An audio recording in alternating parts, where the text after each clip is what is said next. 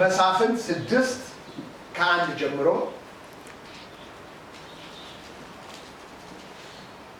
አንድ ላይ እናንብበው። የእስራኤልም ልጆች በእግዚአብሔር ፊት ክፉ ሥራ ሰሩ። ሲያንድ ላይ እናንብበው። እግዚአብሔርም በምድያም እጅ 7 ዓመት አሳልፎ ሰጣቸው። የምድያም እጅ በእስራኤል ላይ ጠነከረች። ከምድያም የተነሳ የእስራኤል ልጆች በተራራ ላይ ጉድጓድ ዋሻ ምሽግ አበጁ። እስራኤል ዘር በዘሩ ጊዜ ምድያማን አማልቂያን በምስራቅ የሚኖሩ ሰዎች ይመጡባቸው ነበር። በእነርሱ ላይ ይሰፍሩ ነበር። እስከ ጋዛ ድረስ የምድሩን ቡቃያ ያጠፉ ነበር። ምግብ ለእስራኤል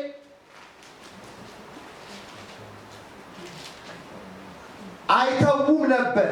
በግ ወይም በሬ ወይም አህያ ቢሆን አይተውም። እንስሶቻቸው ድንኳኖቻቸውን ይዘው በብዛት እንደ አንበጣ ሆነው ይመጡ ነበር።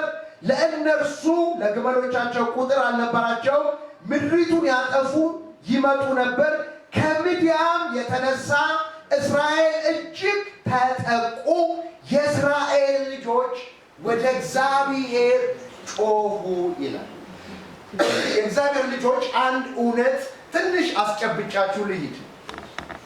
ሁልጊዜ ሰው ከበረከት የሚጎድለው ከክብር የሚወጣው ከእግዚአብሔር መገኘትና ፕሬዘንስ ኃይልና ጸጋ የሚጎድለው በምንድን ነው ስትሉ እግዚአብሔር በማይወደው እግዚአብሔር በሚጸየፈው ነፍሱ በምትጠላው ነገር ውስጥ ሕይወቱ ሲያዝና ሕይወቱ ሲጨቆን የዛን ጊዜ ጠላት ወደ ሕይወቱ፣ ሞት ወደ ሕይወቱ፣ በሽታ ወደ ሕይወቱ፣ ጭንቀት፣ ፍርሃት፣ አለመከናወን፣ ረብሻ በሕይወቱ ይመጣል።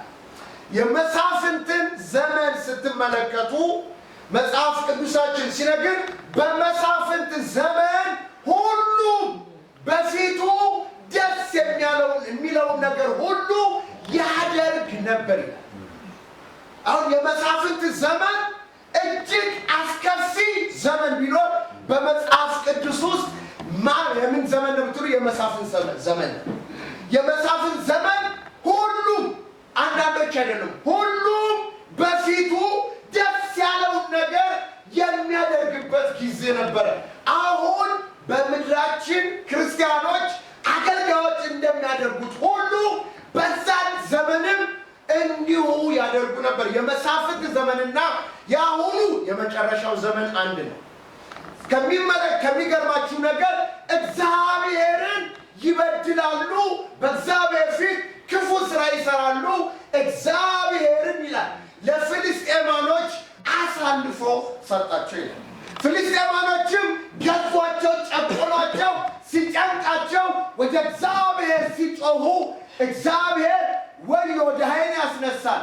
አሁንም ሲበድሉ ክፉ ነገር ሲያደርጉ እግዚአብሔር አሳልፎ ይሰጣቸዋል። ከእንደገና ደግሞ ሶምሶምን ያስነሳል። ከእንደገናም ሲበድሉ ግፍ ሲፈጽሙ ሲበድሉ አሁንም እግዚአብሔር ለጠላቶቻቸው አሳልፎ ይሰጣል። ከእንደገና ግራኙና አወድን ያስነሳላቸዋል። እንዲህ እያለ ከ14 ያላነሰ መሳፍንቶችን እግዚአብሔር ሲያስነሳላቸው እንመለከታለን። ከሚገርማችሁ ነገር መስፍን ማለት ታዳጊ፣ መስፍን ማለት ነፃ አውጪ ማለት ነው። ከምን ከተጠቃንበት ጠላት ከሚያሰቃየን ጠላት ንብረታችንን፣ ጤንነታችንን፣ ርስታችንን ከሚወስድብን በከበረው ነገር ላይ እጁን ከሚዘረጋብን ነገር ላይ መሳፍንት ከዛ ተናጥቀው ከዛ ነፃ አውጥተው ህዝቡን የሚያሳርፉ ናቸው። ክርስቶስ ኢየሱስ ራሱ ምን ተብሎ ተጠርቷል? መስፍን። እስቲ በሉት በሉት እስቲ ቤተልሔም ይላል። ሚክያስ 5:2 ላይ አንቺ ቤተልሔም ከይሁዳ ገዦች አታንሺም፣ አንቺን የሚጠብቅ መስፍን ይሆናል። ሃሌሉያ! አንቺን የሚጠብቅ መስፍን ከቀድሞ ጀምሮ አወጣጡ ከአንቺ ይወጣል ብሎ ትንቢት ተነግሯል ስለ ክርስቶስ ኢየሱስ። ስለዚህ ክርስቶስ ኢየሱስ ለኛ ምናችን ነው? መስፍናችን። ሲከቦን ያለው ክርስቶስ ለአንተ መስፍን ነው። ነፃ ያወጣን ከሰይጣን ነው ወገኖቼ። መጽሐፍ ቅዱስ ሲናገር ከጨለማው ዓለም ገዢ ነፃ አወጣን ይላል። ቆላስይስ 1:18 ላይ ከጨለማው ዓለም ገዢ ከሰይጣን፣ ከመተተኞች፣ ከድግም፣ ከሟርተኛ፣ ከመናፍስቶች ክርስቶስ ኢየሱስ ነፃ አወጣን። ለምን? መስፍን ስለሆነ። ክርስቶስ ኢየሱስ ነፃ አወጣን። ከምን? ክፉ ከሆነው ከዚህ ዓለም። ገላትያ ላይ ይናገር የለ እንዴ? ክፉ ከሆነው ከአሁኑ ዓለም ነፃ እንዳወጣን ገላትያ ላይ ይናገራል። ክርስቶስ ኢየሱስ ክፉ ከሆነው ከስጋ ምኞትና መሻቱ ከአሮጌው ሰው ከአዳማዊ ባህሪ ከዚህ ዓለም ተገዢ ከሆነው ከስጋ ክርስቶስ ኢየሱስ ምን አውጥቶናል? ነፃ አውጥቶናል። ግኖች ዓለም በክፉ እንደተያዘ እናውቃለን ይላል። እኛን ከእግዚአብሔር እሱን በማመን በመወለድ ከዓለም ክርስቶስ ኢየሱስ ነፃ አውጥቶናል። እስቲቱና አሜን በሉ። በነፃነት ልንኖር እስቲ በሉት። አሁን ክርስቶስ ነፃ አውጥቷችኋል። ብሎቼ በቤተ ክርስቲያን አሁን ነፃ መውጣታችንን አርነት ማግኘታችንን በክርስቶስ ኢየሱስ ላለነው ለእኛ ኩነኔ እንደሌለብን የመንፈስ ቅዱስ ማደሪያ እንደሆንን መንፈስ ቅዱስ የሥጋ ምኞታችንን የምናሸንፍበት ጸጋና ኃይል እንደሰጠን ልንማርና ልናውቅ በዚህ ኃይልና ጸጋ ልንሞላ ያስፈልጋል። ኢየሱስ ጌታ ነው። ስጩና አሜን ነው። በደንብ በሉልኝ፣ በደንብ በሉልኝ።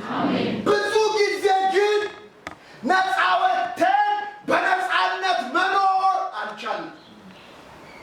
አይ በነፃነት ልትኖሩ እስቲ በሉት። ክርስትና የነፃነት ኑሮ ነው። የህሊና ነፃነት፣ የልብ ነፃነት፣ የውስጥ ነፃነት፣ የመንፈስ ነፃነት፣ የህይወት ነፃነት ኑሮ እንድንኖር ነፃ ክርስቶስ አውጥቶናል።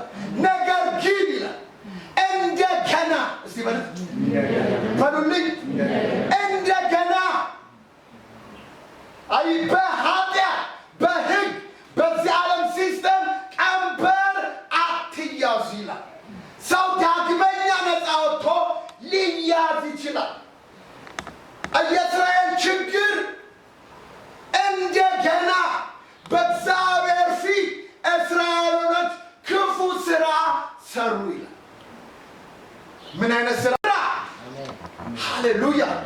እስቲ በደንብ በሉልኝ። ኧረ በደንብ በሉልኝ። ምን አይነት ስራ በሉልኝ? ምን ለማድረግ? ለመስራት በክርስቶስ ኢየሱስ ተፈጠረ። ክርስቲያን ዳግመኛ የተወለደው የእግዚአብሔር ልጅ የሆነው በደሙ የታጠበው ሕያው የሆነው መንፈሱ ያደረበት የእግዚአብሔር ፍጥረት የሆነው አሜን። ፍጥረቱ ነንና ጩና በሉት። የሆናችሁ ጮክ ብላችሁ አውጁ፣ ካልሆናችሁ ዝም በሉ። ፍጥረቱ ነንና በደንብ በሉት። ፍጥረቱ ነንና በደንብ በሉት። ፍጥረቱ ነንና እናንተ የእግዚአብሔር ፍጥረት ናችሁ። እናንተ የእግዚአብሔር ወገን ናችሁ። ፍጥረቱ ነንና የማ የእግዚአብሔር ፍጥረቱ ነንና እግዚአብሔር አስቀድሞ ያዘጋጀውን ምን መልካም ስራ ለመስራት በክርስቶስ ተፈጠረ። መልካም ስራ ለመስራት ተፈጥረናል። ኢየሱስ ጌታ ነው። ክፉ ስራ በክርስቲያን አያምርም። የአባታችን ባህሪ ያዘጋጀልን አይደለም። ጠላት ነው ያዘጋጀው። ዓለም ነው ያዘጋጀው። ክፉ ነው ያዘጋጀው። ስለዚህ የእግዚአብሔር ቃል እንዲህ ይላል ማቴዎስ 5:14 ላይ መልካሙን ስራችሁን አይተው። የተፈጠርከው መልካም ስራ ለመስራት ነው።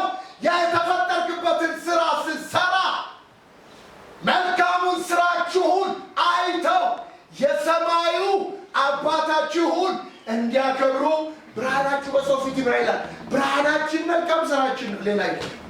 የተፈጠርንበት ያለ። ስለዚህ ክፉ ስራ ሰሩ ይልና እግዚአብሔር በምድያም እጅ 7 ዓመት አሳልፎ ሰጣቸው። እኖች አንዳንድ ጊዜ ራሳችንን መመርመርና ማየት አለብን። ራሳችሁን ብንመረምር ባልተፈረደብን ይላል። ራስን ማየት ጥሩ ነው። ራስን መመልከት ጥሩ ነው። ዙሪያን ማየት ጥሩ ነው። ለምን? የጠቢብ ዓይን በሱ ላይ ናቸው ይላል። አንዳንድ ጊዜ በሕይወታችን፣ በአገልግሎታችን፣ በጤንነታችን፣ በቢዝነሳችን፣ በልዩ ልዩ ነገር መንገጫገጭ ሲኖር አንዳንድ ነገሮች መስመር ይዘው መሄድ ሲያቅታቸው ራስን ማየት ጥሩ ነው። ምናልባት እግዚአብሔርን በድየው፣ ምናልባት መንፈስ ቅዱስን አሳዝኘው እግዚአብሔር አሳልፎ ሰጠኝ ይሆንም ብለን ማየት ጥሩ ነው። እግዚአብሔር አሳልፎ ሰጣቸው ይላል። ለማ? ለሚዲያም። ሚዲያሞች ደግሞ በጣም አደገኞች ናቸው። 7 ዓመት አሳልፎ ሰጣቸው። የሚዲያም እጅ በእስራኤል ላይ ጠነከረች። ተላልፈን አሳልፎ ሰጣቸው። የሚዲያም እጅ በእስራኤል ላይ ጠነከረች ካለ በኋላ ምን ይላል? ከሚዲያም የተነሳ የእስራኤል ልጆች በተራራ ላይ፣ በጉድጓድ፣ በዋሻ፣ በምሽግ አበጁ ይላል። ከዛ እስራኤል ዘር በዘሩ ጊዜ ሚዲያም አማልቃውያን በምስራቅ የሚኖሩ ሰዎች ይመጡባቸው ነበር። በእነርሱ ላይ ይሰፍሩ ነበር። እስከ ጋዛ ድረስ የምድሪቱ ቡቃያ ያጠፉ ነበር። በምን? በክፉ ስራቸው። ለምን? እግዚአብሔር አሳልፎ ስለሰጣቸው። የሚዲያም እጅ ስለበረታባቸው ያስጨንቃቸው ነበር። ወገኖች ኃጢአት እንደሚያስጨንቅ ታውቃላችሁ? ክፉ ስራ እንደሚያስጨንቅ ታውቃላችሁ?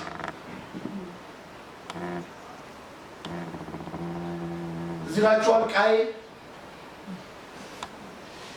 እግዚአብሔር ተናገረው፣ ፊት ለምን ጠቆረ? የወንድም ፊት አበራ፣ ያንተ ፊት ጠቆረ። እንደ ወንድም መልካም ብታደርግ ኖሮ ያንተስ ፊት ያበራ ነበርን አለ። ቃየል ግን በወንድሙ ላይ ተነሳ፣ ወንድሙን ገደለው የሚላል። አስቀድሞ ግን እግዚአብሔር ምን ብሎታል? ኃጢአት በደጅ ታደባለች። እስቲ በሉት በሉልኝ። ኃጢአት በደጅ ታደባለች። ፍቃዷ ወደ አንተ ሆኖ ኃጢአት እንዳይነግስብህ፣ ኃጢአት አድጎ ሞት እንዳያመጣብህ፣ ኃጢአትን መዝራት መከራ እንደሚያሳጭድ አውቀህ ኃጢአት በደጅ ያደባልና ንገስባት። እሱ ግን ቸል አለ። ፈጸመው ፈቃዱ፣ ምኞቱን ፈጸመው። ከዛ በኋላ ትዝ ይላችኋል፣ ኃጢአትን ከዘራ በኋላ ምን ብሎ ተናገረ? ኃጢአቴ ልሸከማት ከማልችለው በላይ ከብዳብኛለች። ተጨነቀ። እሱ ደግሞ ጻድቅ አምላክ ለእያንዳንዱ እንደየስራው ዋጋውን የሚሰጥ ዓይኖቹ በአዳም ልጆች መንገድ ላይ የሚያዩ እግዚአብሔር ደግሞ ቃየልን የሚገድል ሰው ካለ 7 እጥፍ በቀለዋል። እንዳይገድለው በምድር ላይ ተቅበዝባዥና ኮብ ላይ ብሎች ኃጢአተኛውን ታሳድዳለች። ኃጢአተኛውን አታድንም ይላል። የኃጢአት ደሞዝ ሞት ነው። ኃጢአትን የሚዘራ መከራን ያጭዳል። ክርስቶስ ከክብሩ የመጣበት ሰው ሆኖ ራሱን ያዋረደበት፣ በምስሉም እንደ ሰው ተገኝቶ የመስቀልን ሞት እርግማንን የወሰደበት ኃጢአት ነው ክርስቶስን ከሰማይ ያወረደው። እስራኤላውያኖችም የምድሩን ቡቃያ ያጠፉ ነበር። ምግብ ለእስራኤል አይተውም ነበር። በግ ወይንም በሬ ወይንም አህያ ቢሆን አይተውም። እንስሶቻቸውን ድንኳኖቻቸውን ይዘው በብዛት እንደ አንበጣ ሆነው ይመጡ ነበረ። ለእነርሱም ለግመሎቻቸው ቁጥር አልነበራቸው። ምድሪቱም ያጠፉ ዘንድ ይመጡ ነበር። ከምድያምም የተነሳ እስራኤል እጅግ ተጠቁ። የእስራኤል ልጆች ወደ እግዚአብሔር ጮኹ። ወገኖቼ አሁን በብዙ ተጠቅተናል። ውስጣችን ሰላም የለም። ውስጣችን ኃይል የለም። ውስጣችን እምነት የለም። ክርስቲያኑ፣ አገልጋዩ፣ ቅዱሳኑ በምድር በብዙ ነገር ተነካክቷል። ተጠቅተናል፣ ተመተናል፣ ሰላም አጥተናል፣ ኃይል ጎሎናል። ከመድረክ የሚነገሩ ነገሮች ሁሉ ትውልድን ሊታደጉ ነፃ ሊያወጡ ምን አላደረጉም? አልቻሉም። ለምን? የተጠቃ ህዝብ፣ የተመታ ህዝብ፣ ያዘነ ህዝብ፣ በጉስቁልና በመከራ በብዙ ከመንፈሳዊ ክብርና ከመንፈሳዊ ሕይወት የጎደለ ህዝብ ስለሆነ አሁን መጠቃቱን እንደ እስራኤል አውቀው ወደ ማን መጮህ ሆነ? ወደ እግዚአብሔር መጮህ ነው። ከኔ ጋር ናችሁ? ወደ ማን መጮህ በሉልኝ። እስራኤላችን ከምድያም የተነሳ ተጠቁ፣ ወደ እግዚአብሔር ጮሁ።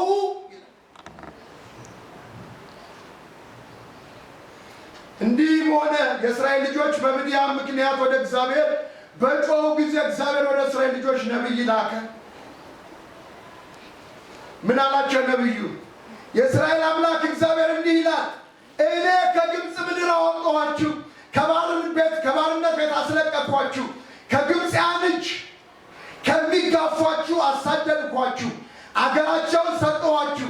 እናንተ እኔ አምላካችሁ እግዚአብሔር ነኝ።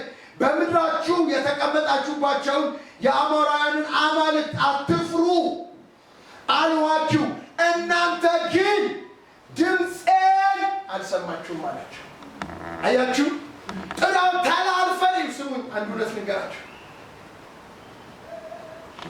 ማታ እየጸለይን ነበር ቤት። እግዚአብሔር እዚህም ቤተክርስቲያን ለምድሪቱም ለቤተሰቦች ለብዙ ነገር ሲናገረኝ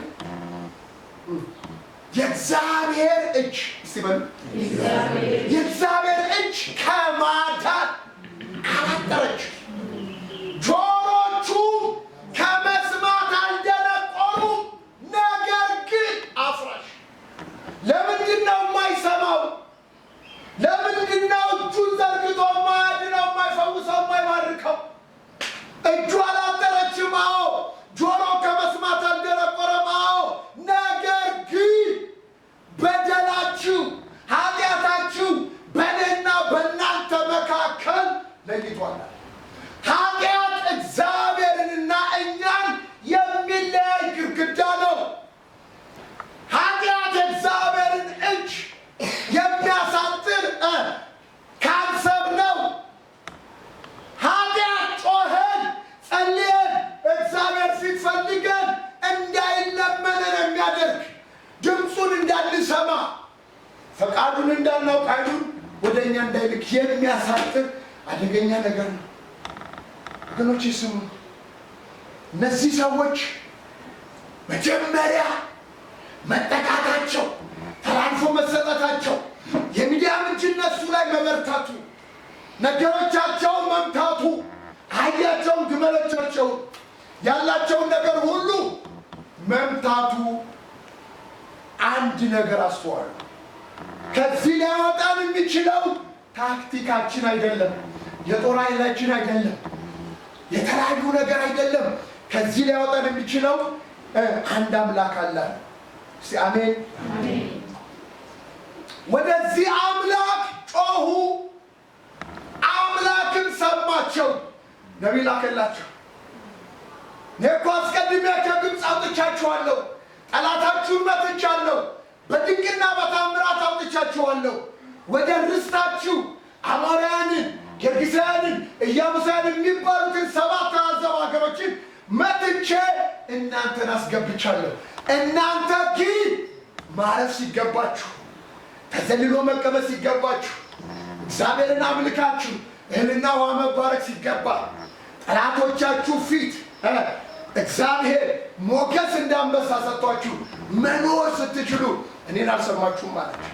እኔን አላዳመጣችሁም አላቸው። አሁንም ስሙን ብሎ ምን ላከባቸው? ነቢይ ላከባቸው። አያችሁ። ከዛም ቀጥሎ እግዚአብሔር ደግሞ ሲያስነሳ ኃያል አይደለም። ከምናሴ ነው። ምናሴ ነገር ነው እንትና ጌዲዮን። ይህም ሰው ደግሞ አንድ እስራኤል ነው። የሚዲያም እጅ ጠንክራበታለች። ንብረቱ ያፈራው እህል የደከመበት እህል በሚዲያም እንዳይወሰድበት በወይን መጥመቂያ ውስጥ የወይን መጥመቂያ ታውቃላችሁ? ጉድጓድ ነው። ወይን ከገባ በኋላ ትልቅ ድንጋይ ያለ እሱ ሲጫንበት ወይኑ ይፈሳል። በዛ ይቀዱታል። በዛ በወይን መጥመቂያ ውስጥ ስንዴ ይወቃ ነበር ይላል። ለምን? ከፍርሃት የተነሳ። አውድማ ላይ ቢወቃ አውድማ ሜዳ ነው፣ ገላጣ ሜዳ ነው።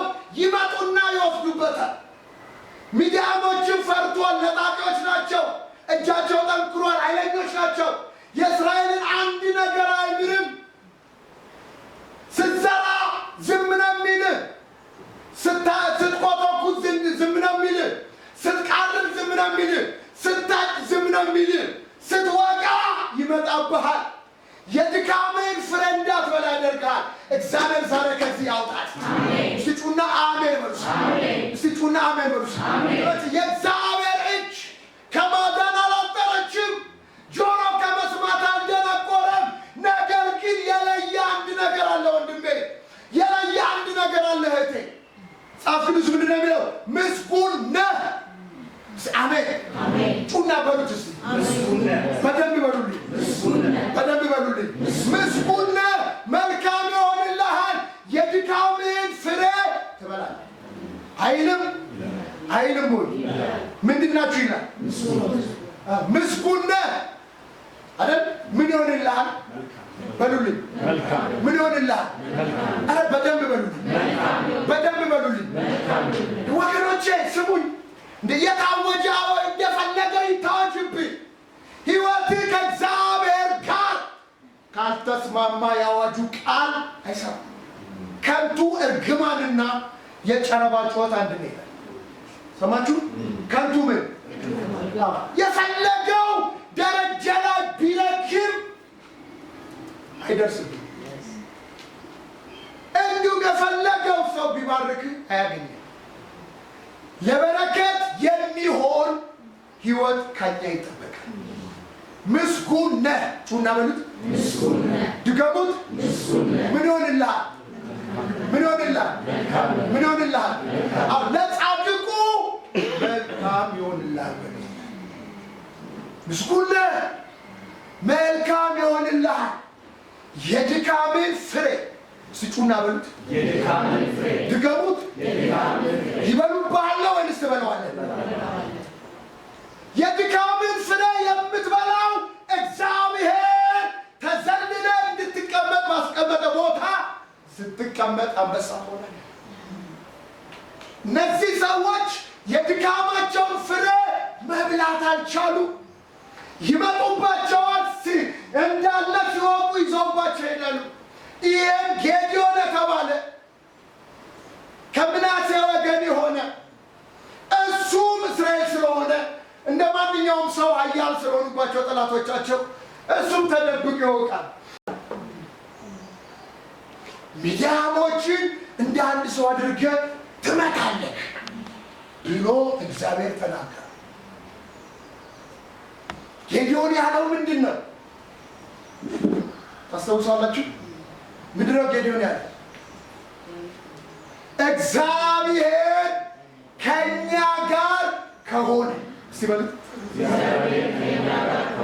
ይህ ሁሉ ነገር ለምን ይደርስብናል?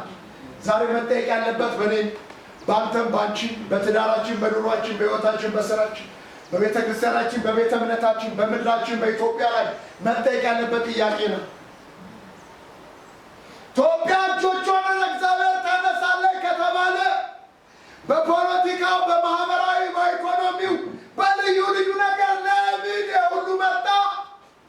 ቤተ ክርስቲያን የክርስቶስ የክብር መገለጫ ከሆነች ቤተ ክርስቲያን ለምን ስሟ ለምን ቀለለ? ክብደት ለምን አጣ? አገልጋዮች የጽድቅ አገልጋይ ከሆኑ ክርስቲያኖች ብርሃን ከሆኑ ክርስቲያኖች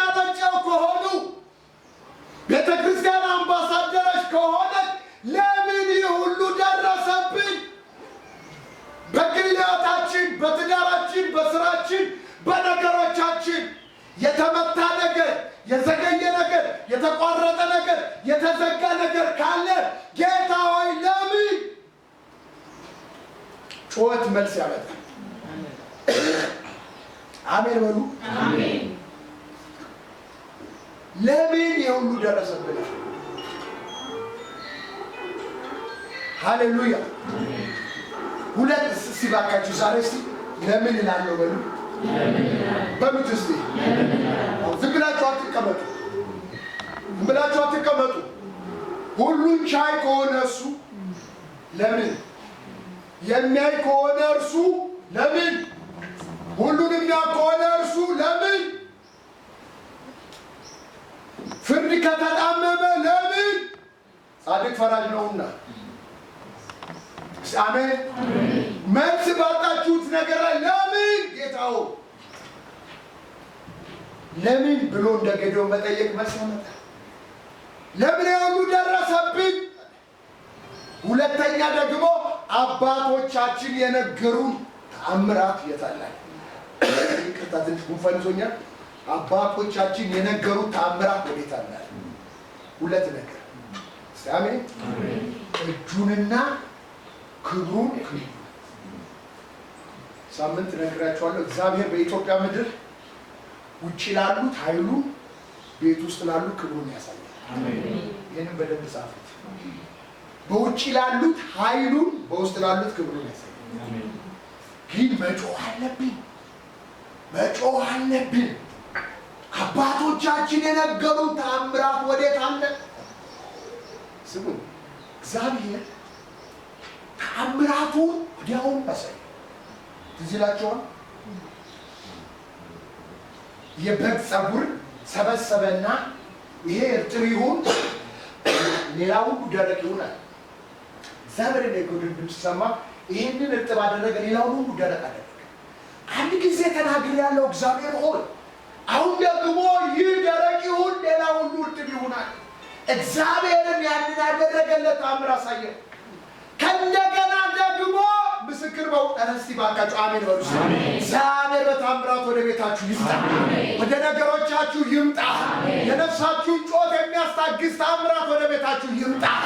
የውስጣችሁን ጩኸት የሚሰማ አምላክ ተአምራቱን ይላክላችሁ። ምስክር በሁለት ይጸናል። ከእንደገና የጌዴዎን እንጎቻ አንድ ሰው ሌሊት ህልም አለመ። ጌዴዎን ሲሄድ ሁለት ሰዎች ይነጋገራሉ። ህልም አለምኩኝ። ምንድነው ህልምህን? አንድ እንጎቻ ከተራራ ላይ የገብስ እንጎቻ ከተራራ ላይ ስትወርድና የሚዲያምን ድንኳን ስትመታ ይዋል። የምን እንጀራ ሄሎ፣ የምን በሉልኝ፣ የምን የገብስ እንጀራ። የገብስ እንጀራ ማለት የድሃ ምግብ ነው፣ የተናቀ ምግብ ነው። እዚህ ላችኋል። ሁለቱ እንጀራ የገብስ ነው። አይ በተናቀው ጌዴዎን አንድ የገብስ እንጎቻ ወርዳ የሚዲያምን ድንኳን ስትመታየው ብሎ ለጓደኛው ይነግረዋል። ጓደኛው ምን አለ? ይህማ የጌዴዎን ሰይፍ ነው አለ። ጌዴዎንም ይህንን ሰማ። ከዛ ቀጥሎ እግዚአብሔር ምን አለው?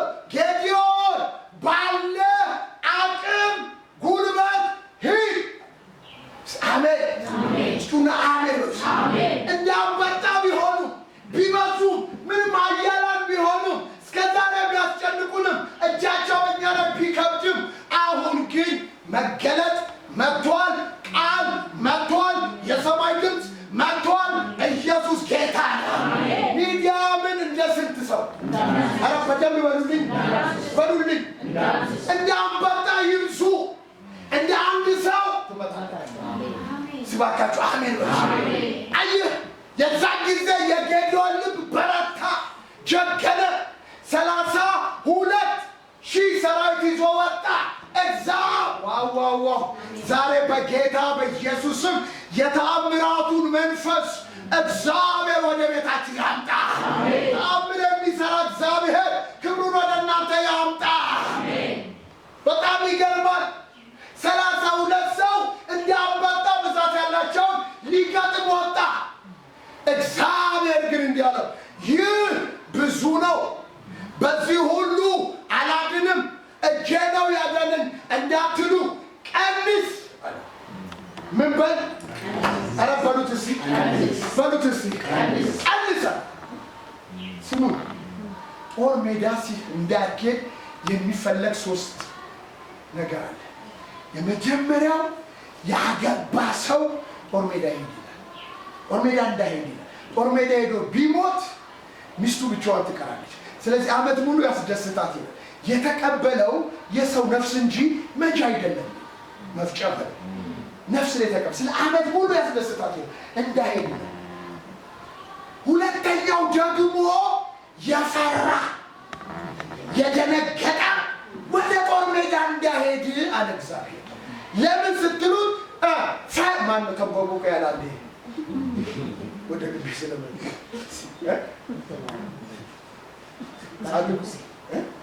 ኦኬ ዳው ንጉሴ ወልቻለ በምንድን ነው አዲስ ያገለግለን እና የፈራ እስቲ በሉ የፈራ የደነገጠ ጦር ሜዳ ይሄድ።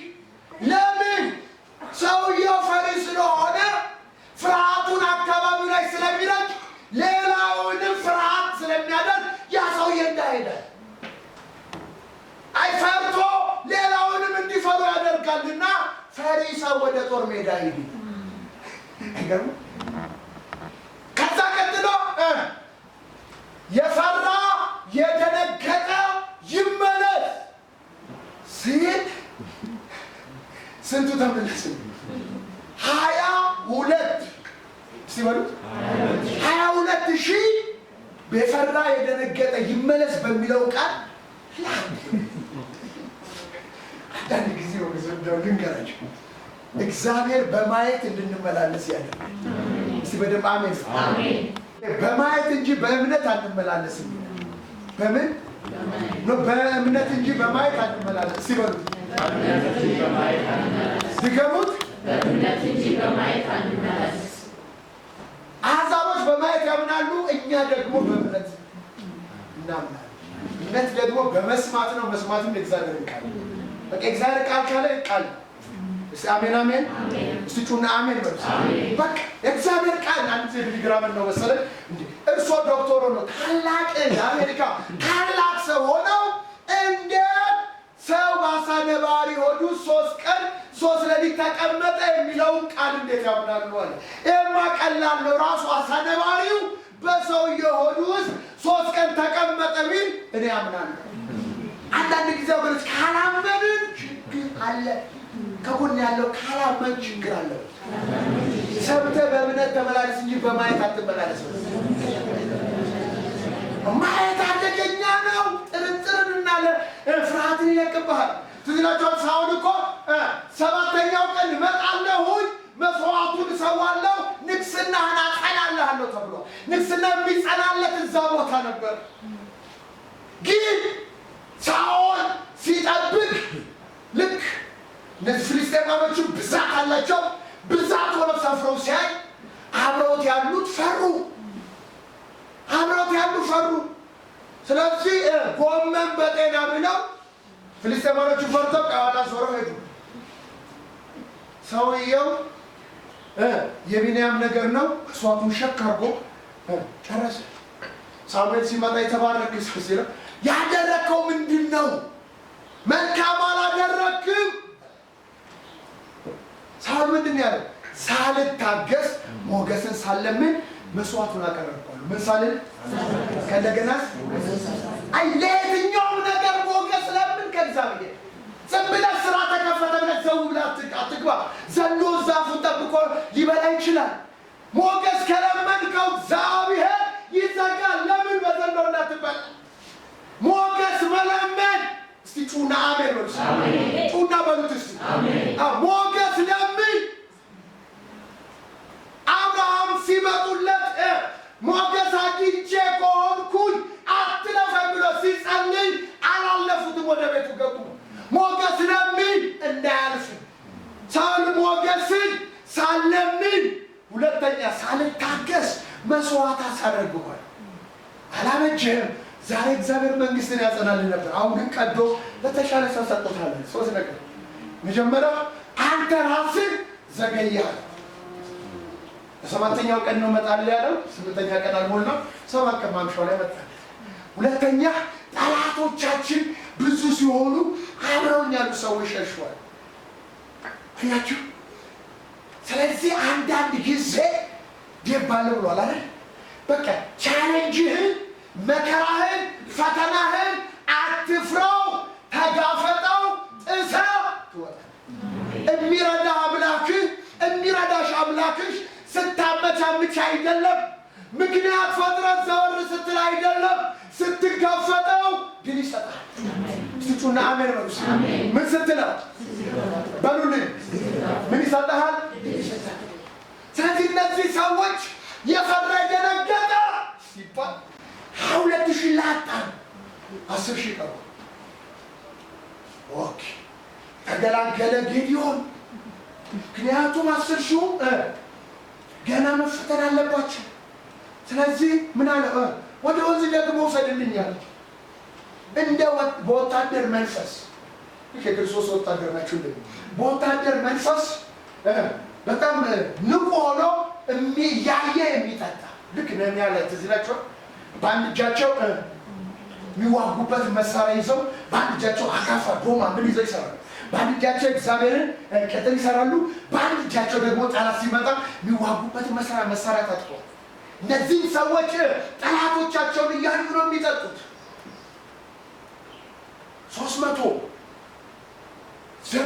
9,700 ግን አገኘን ብለው በቃ ሰጠሙ እዛው።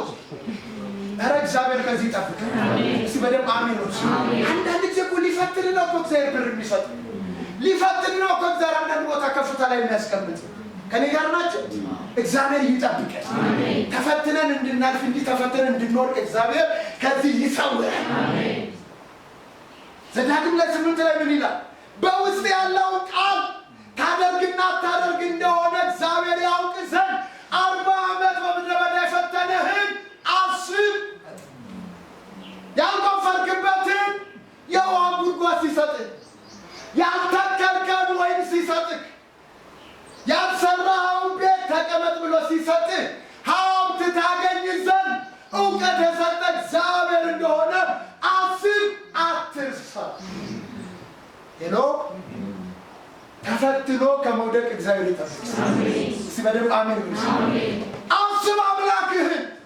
ከግብፅ ምድር እባቡን ጊንጡን እየረገጠ በጥማት ምድር የመራህን፣ ቀን በደመና ሌሊት በብርሃን የመራህን፣ ጫማ ሳያልቅ ልብስ ሳያረጅ የመራህን፣ ጭው ባለ ምድረ በዳ ጊንቶ ከቦ የተጠነቀቀልህን እግዚአብሔርን አስበው። ይህ ትውልድ ግን ዘዳግም 8 ላይ ያስጠነቀቃቸው 32 ላይ ይሽሩ ምን አለ? ወፈር። አንዳንድ ጊዜ በጸጋ እንወፍራለን፣ አንዳንድ ጊዜ በስጋ እንወፍራለን፣ አንዳንድ ጊዜ በተለያየ ነገር እንወፍራለን። ይሽሩ ወፈረ። ከዛ ሳባ ምን አለ? ሳባ የፈጠረውን አምላኩን ረሳ። አማልክት ባልሆኑ አምላክ አስቆጡት ይላል። እግዚአብሔር ከዚህ ይጠብቅ። እንደ አብርሃም ተፈትናችሁ እግዚአብሔር ለተሻለ ክብርና በረከት ያብቃችሁ።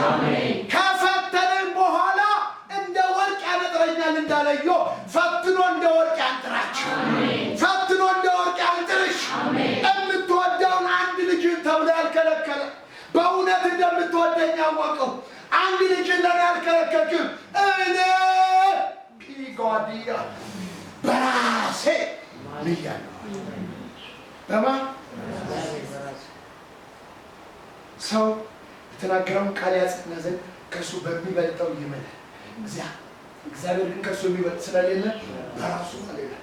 እየባረኩ ባርካለሁ፣ እያበዛው አበዛለሁ ብሎ ማለት ነው። ስለዚህ 9,700 ዞር አደረገና ስንት ቀሩ? 300 ቀሩ። በእነዚህ ምድያምን እመጣለሁ። አሜን አሜን። በቃ እስኪ በእግዚአብሔር አሰራር የምንበለው ከጎን ድገሙት።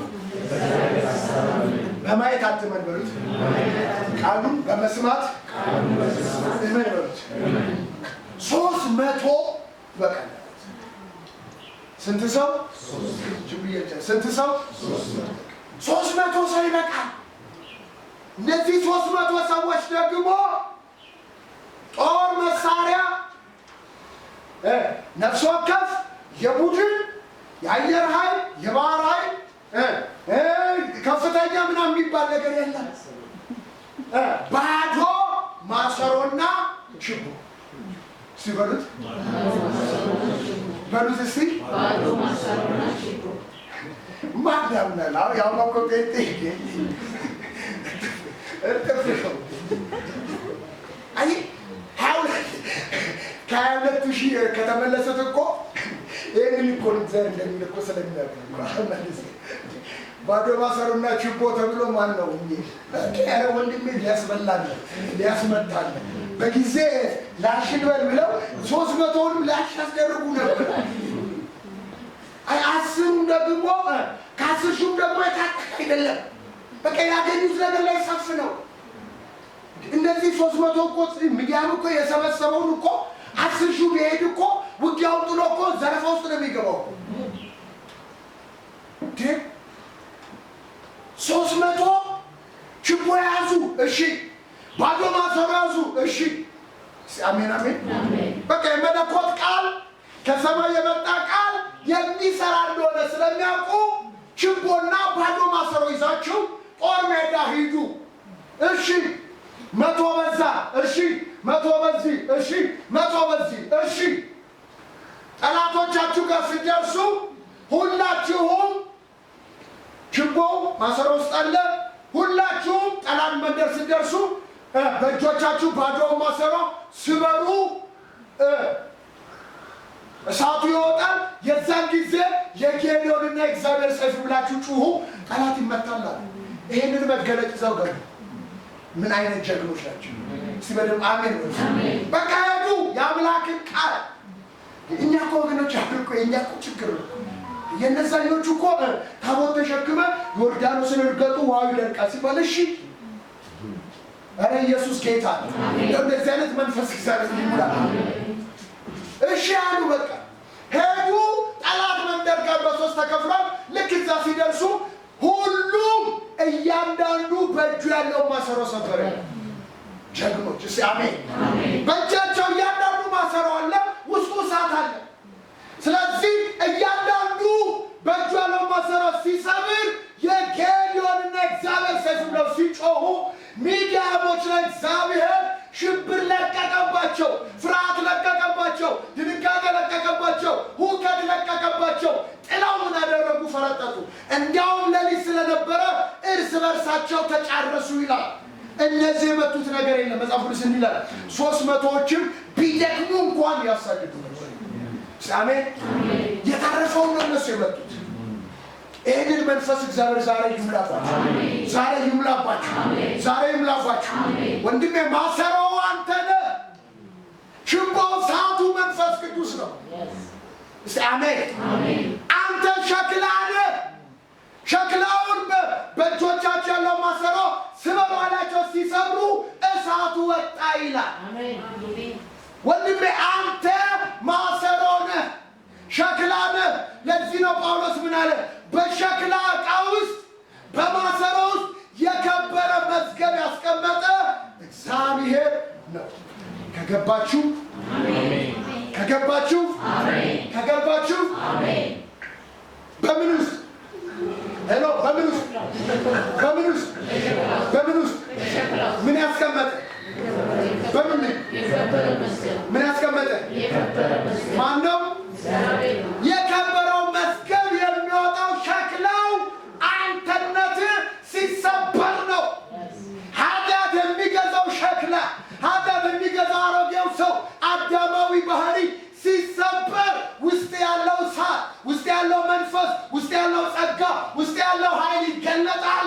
አንተ ከተሰበር ውስጥ ያለውን ማንም ሊያቆመው ማንም ሊቋቋመው ያ የትንሣኤ መንፈስ ያ ኢየሱስ በዓለም ላይ ፖለቲካውን፣ ሃይማኖቱን፣ ህዝቡን፣ ተፈጥሮን ሁሉ ያሸነፈበት ያ ቅባትና እሳት ሐዋርያቶች ሮምን ያናወጡበት ያ እሳትና ቅባት ዛሬም 2000 ዓመት እያሸነፈ በገጠር በከተማ ኮሚኒስቱንም በለው ምንንም በል እያሸነፈ ያለ ያ እሳት ዛሬ ማለት እስቲ በደንብ አሜን ነው። በደንብ በሉልኝ። ተስፋዬ ጋቢሶ ብሏል ማሰሮ ሲሰበር አረ ድብቁ ብርሃን ይወጣል። አሜን። ስንዴው ሲበሰብስ ቡቃያው ያፈራል። ጌታዬ አምላኬ አይደል የተሰበረ ልብ ያሻግራል። የተሰበረ ሲበሉት ባካችሁ ድገሙት እስቲ። ሲሰበር እሳት ይወጣል። ይሄ አሮጌ ሰው ሸክላው ሲሰበር እሳት ይወጣል። አሜን። ያቺ ሴትዮ እኮ የአልባስጥሮስ ብልቃጥ ነው። አልባስጥሮስ ማለት በጣም በጣም በጣም ውድ የሆነ የከበረ እቃ ነው። እቃው ራሱ ልክ እንደ እብነ በረድ እንደምንለው አልባስጥሮስ ውድ ነው እቃው ራሱ። ውስጡ ደግሞ ያለው ምንድነው? ናርዶስ የሚባል ድንቅ የሆነ ምንድነው ሽቶ በአልባስጥሮስ ብልቃጥ ውስጥ በከበረው እቃ ውስጥ ያለው ናርዶስ የሚባል ሽቶ ነው። ይሄ ሽቶ ደግሞ የአንድ ወታደር ነው ወይም የአንድ የቀን ሰራተኛ የዓመት ምንድነው ደሞዝ ነው። ያንን አመጣችውና ውስጡ የሚሸጥ ውስጡ የከበረ ነገር ስላለ ስትሰብረው ወጣና ቤቱን ሁሉ አወደው። አሜን። ሲሰበር የሚወጣ ክብር አለ። ሲሰበር የሚወጣ መዓዛ፣ ሲሰበር የሚወጣ እሳት አለ። ስለዚህ ለመስበር ዛሬ ተዘጋጅ። ለመስበር ዛሬ ተዘጋጅ። የሰበረ ሰው እግዚአብሔርን ያከብራል እንጂ እግዚአብሔርን አይበድልም። የሰበረ ሰው እግዚአብሔርን ደስ ያሰኛል እንጂ እግዚአብሔርን አያስከፋም። ስለዚህ ያቺ ሴትዮ የአልባስጥሮስ ብልቃጡን ሰብራ የከበረ የናርዶ ሽቶ እንደወጣ በእጃቸው ያለው ማሰሮ ሰብሮ እሳቱ እንደወጣ ያንን እሳት ሚዲያም ቢበዙ ሊቋቋሙት አልቻሉም። ጥለው እንደሸሹ እግዚአብሔር ሞገሱና ኃይሉ ድል እንደነሳቸው ዛሬ በሸክላ ዕቃ ውስጥ የከበረ መዝገብ አስቀምጧል። የከበረ መዝገብ መንፈስ ቅዱስና የእግዚአብሔር ወንጌል እንዲወጣ መሰበር ያለው ነገር ይሰበር።